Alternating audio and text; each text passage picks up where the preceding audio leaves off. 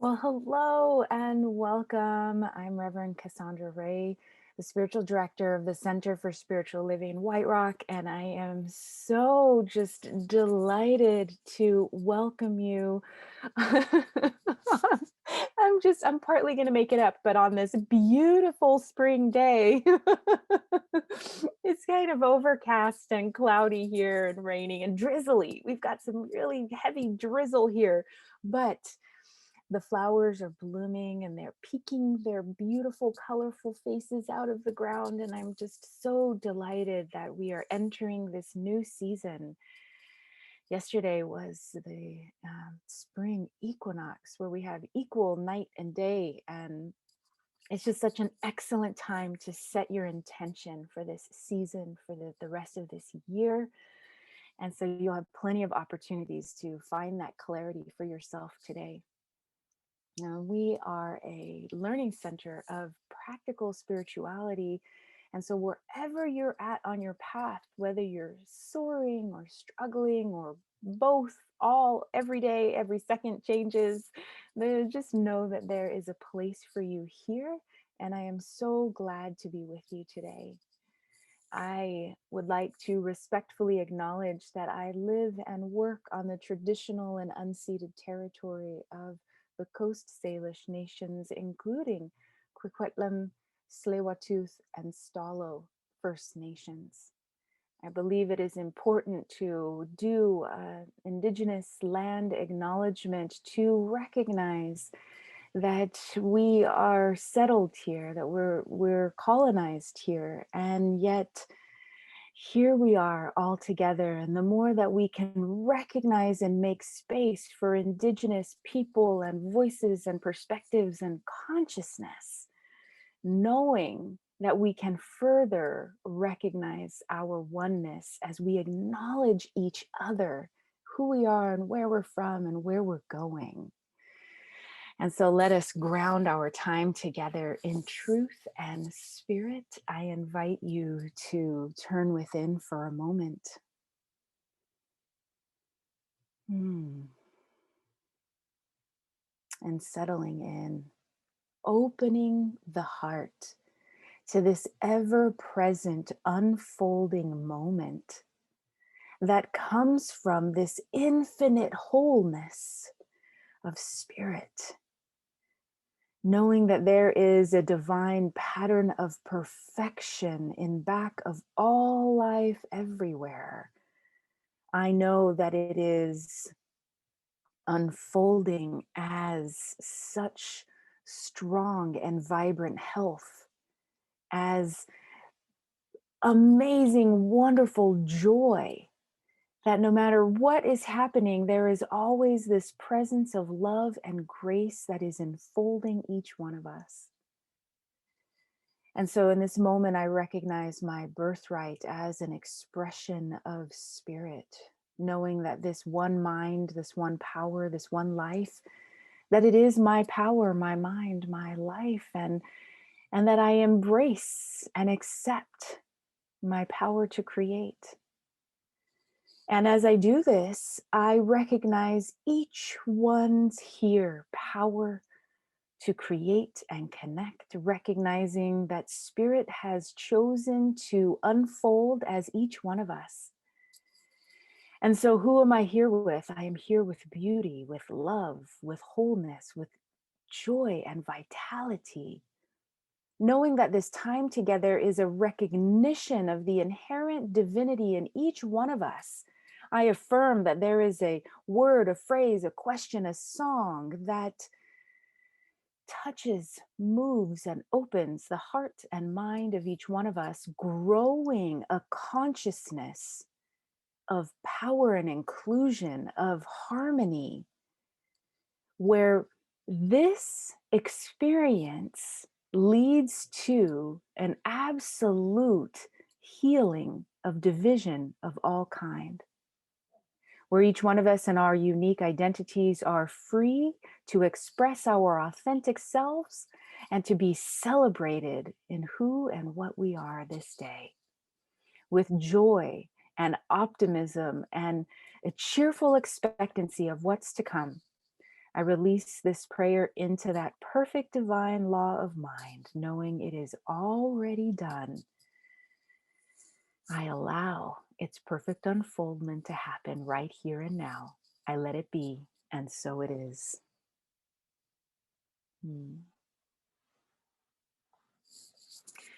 And I am thrilled to welcome our talented musician for today, Ranj Singh. Ranj is a singer, songwriter, self-taught guitarist who makes music with a distinct Indian Western flair that draws on his love for rock music and heartfelt lyrics. Yes, what a fabulous combination. He refers to his unique blend of music as Indo-Canadian folk. I personally call it genius. And please join me in welcoming Ranj Singh. Good morning. Thank you very much. This is an original song called Gone Before Your Eyes. So if you blink, you miss that moment. It could be gone before your eyes.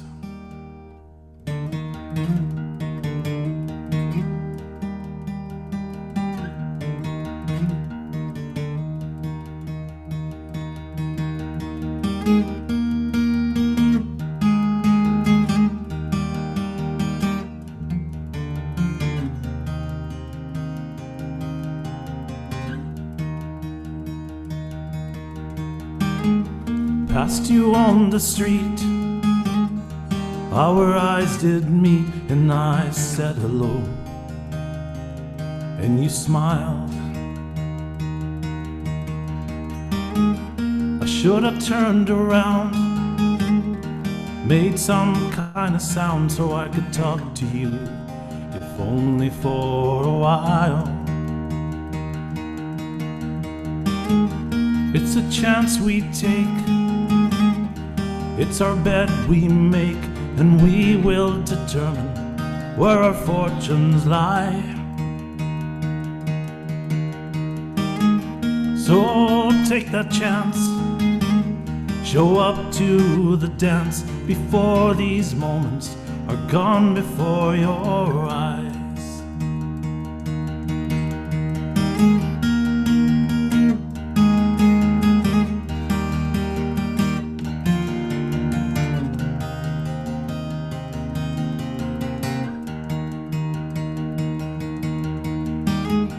Heard the other day an old friend had passed away, and he was taken long before his time. I should have picked up the phone, if only to say hello, but man, I never made the time. It's just the way it is. We take more than we give, and we take for granted the simple things in life. I think I'm gonna slow down, take a longer look around before these moments are gone before my eyes. So take that chance, show up to the dance before these moments are gone before your eyes.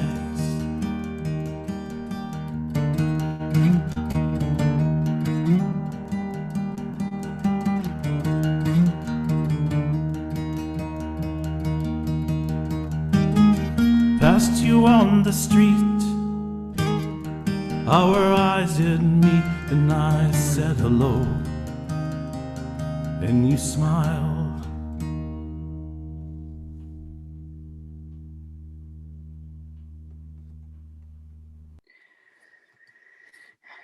Well, today I want to start by asking you a question. This is a question for you to take into your week. What is your relationship with change? What is your relationship with change? This is such a huge question because Michael Bernard Beckwith says in our book of the month, we cannot receive what we are not willing to become in consciousness. That is from Life Visioning by Michael Bernard Beckwith. We cannot receive that which we are not willing to become in consciousness. This means that everything you want to experience or manifest is going to come about through change. In fact, Spirit's highest idea of itself as you is going to come about through change. Darn. Because there is certainly a part of me that wishes I could just have everything I want without any change. And why is that? Why do you think humans can be so averse to change? While this is definitely a worthwhile question, and I encourage you to explore it for yourself, there are as many answers to that question as there are people. So I'm not even going to attempt to answer it today. However, the intention of today's talk is to empower us to welcome change with open arms. Today is the third talk in a series about life visioning and exploration of our book of the month by Michael Bernard Beckwith. It's kind of hard to see on screen. Life visioning is a meditative practice where you steep yourself in unconditional love and ask this series of questions. What is Spirit's highest vision for my life? What must I release in order to manifest this vision? What must I become in order to manifest this vision? What talents, gifts, skills, and qualities do I already possess that will serve this vision? And as you ask these questions, you give yourself space to intuitively sense and listen to what you hear, see, and feel, writing down what comes to you without judgment. Beckwith invites you to say yes to Spirit's highest idea of itself as you, and to be grateful knowing that it's already unfolding in your life and experience. Not only is it already unfolding in your life, but there is part of you that already knows your purpose and how to fill it. Beckwith writes on page 156, the truth is that within our core self, we already know what we must become to live our vision. Yet because we humans have a tendency to fear change, we avoid or silence this inner voice. Your core self already knows what you must become to live Spirit's highest vision, which I also call your purpose, because when you take steps towards Spirit's highest vision of itself as you can experience a deep sense of fulfillment, enthusiasm, and energy. There are these feelings of fulfillment, energy, and enthusiasm are the inner signs of moving towards self-actualization. This is why we must tend to our emotional health and well-being, because we must be able to see, hear, and understand the energetic, vibrational, and intuitive information that comes to us from within. So let me give you an example. If you had asked me 5 years ago if I were planning to move to Canada, I probably would have laughed out loud. At that time, I had no intention of moving here. I had just started ministerial training, and I was excited about serving in the community I was already in. And then fast forward 2 years toward the end of ministerial training, and I saw on Facebook that a couple from the community that I was serving in had taken a bus trip to Vancouver, British Columbia. And my birthday and our wedding anniversary was coming up, and I thought, oh, hey, why don't we go to Vancouver, BC to celebrate? So in May 2018, Will and I came to Vancouver. This was my first time visiting as an adult. My mom actually drove me through the area when we moved from Alaska to California when I was a toddler, but I was too young to remember that trip. She said she piled us in a tiny little two-door red car with like $80, and we made that trip. Anyhow, Will and I stayed at the Westin right on the waterfront. It was an idyllic weekend in late May with warm and sunny weather. We ate at fantastic restaurants downtown. We visited the botanical garden. We walked over the suspension bridge. We biked through Stanley Park. And by the end of that trip, I was wondering how we could move here. And honestly, it was really by the end of the day, my first day here, that I was wondering how can we move here? You see, by this time, Will and I had already, we were already talking about moving from Portland, Oregon, and we had set a date, within a year. We're going to move in a year. We just didn't know where exactly we wanted to go next. Well, visiting Vancouver provided a very clear answer. But moving to a new country isn't easy. There was a lot of stress, fear, and anxiety as we explored how to get here. And at one point in a session with my practitioner, I was like, maybe we should just give up and stay here. Like, this is really hard, harder than I thought it would be. And she said to me, she said, I remember when you first told me about BC, you lit up with such joy and enthusiasm. And she didn't have to say much more. And I remembered the feeling I had when I was here. And it's hard to put into words. And it was much more than the beauty of the landscape. There was definitely a soul connection for me here, such a strong synergy and alignment. But truly, I knew from that first day. You see, my core self knew that coming here was a part of Spirit's highest vision for my life that would facilitate my becoming. And when you touch into those deep soulful parts, it's visible. People can see it in you. Even when it's hard, that soul connection rises to support you. Your core self knows what you need in order to become, to experience all that you are meant to live and actualize Spirit's highest vision for your life. It might not be what you expect. And I want you to think about in what ways do you avoid or silence this inner knowing out of the tendency to fear change? This inner knowing is here. It is always moving to guide you and connect with you.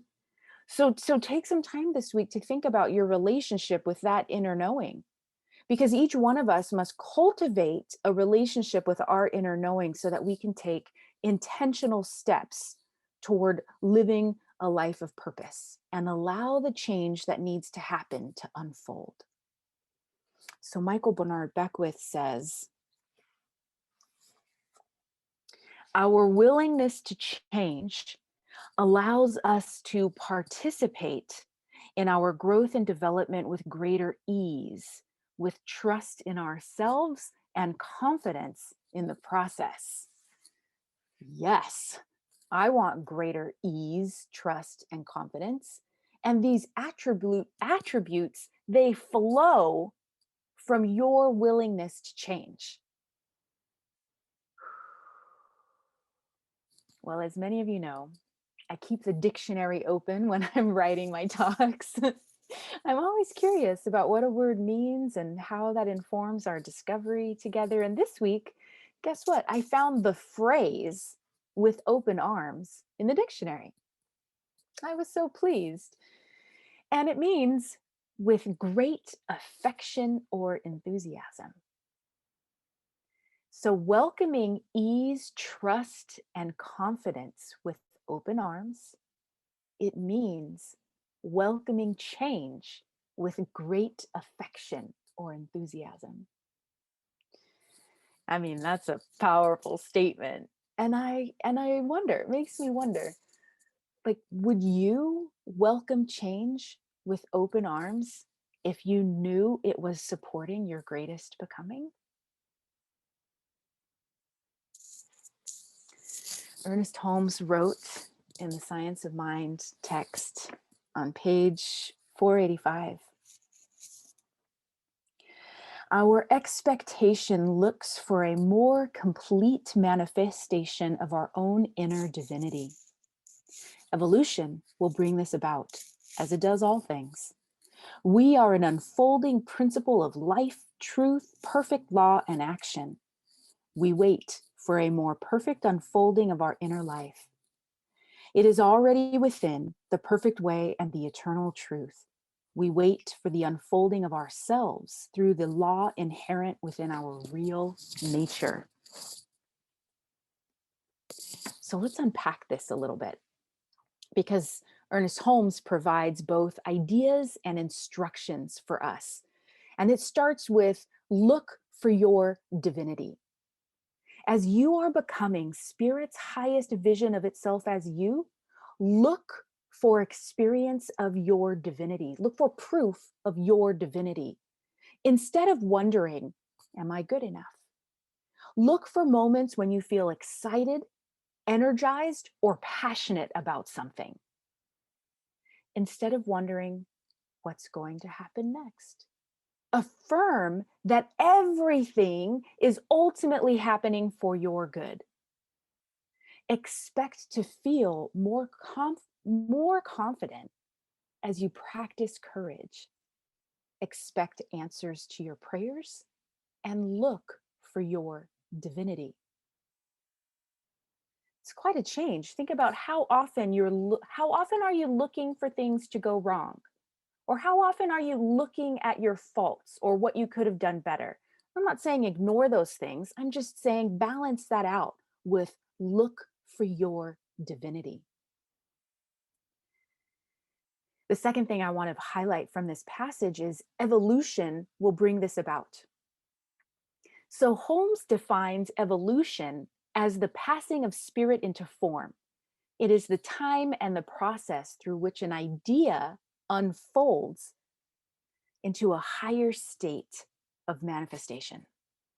So when you see, feel, and know powerful ideas about yourself and life in general, when you focus on those and you see them in your mind's eye, you feel them in your heart, evolution brings them into form.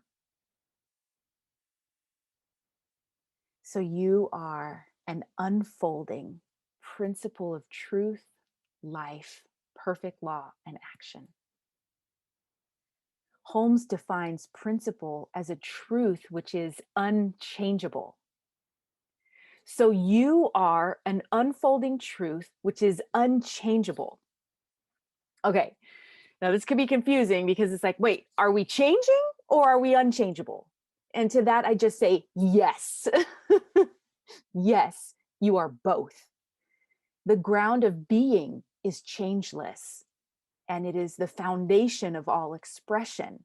And I talked about this a lot in my talk from March 7th. So if you want to be reminded about the changeless, listen, go back to March 7th and listen to that one. Because we are in a dance between our divinity, which is unchangeable, and our humanity, which is ever evolving, unfolding, and changing. So let's look at an example here through another principle that most of us really easily understand, which is gravity. Gravity as a principle is something we rely on as unchangeable. And, if I let go of this pencil, if I let go of it, I fully expect it to fall toward the floor and not toward the ceiling. So gravity isn't changing, but what I do within gravity is constantly changing. You are an unfolding truth that is unchangeable. So every experience is an opportunity to know the love, power, and purpose that is your true nature. So look for your divinity. Allow evolution to unfold it in your life and recognize and know that there is an unchangeable part of you that is holding you through all of this. So, holding yourself and spirit's highest vision for you in high consciousness, it becomes clear how you need to grow and evolve in order for your purpose to express itself in your life. Beckwith writes, by asking what qualities you must cultivate in support of your vision, you come into direct contact with your growing edge. We cannot receive what we're not willing to become in consciousness. So, by asking, what must I become? How must I expand my consciousness? You begin to consciously transform. The more you're committed to your evolutionary progress, the more you are willing to take action on the responses you receive. So your greatest fulfillment awaits you. Yes, it does require you to go out on your growing edge, but you aren't going there alone. You're going there with Spirit's highest idea planted inside of you.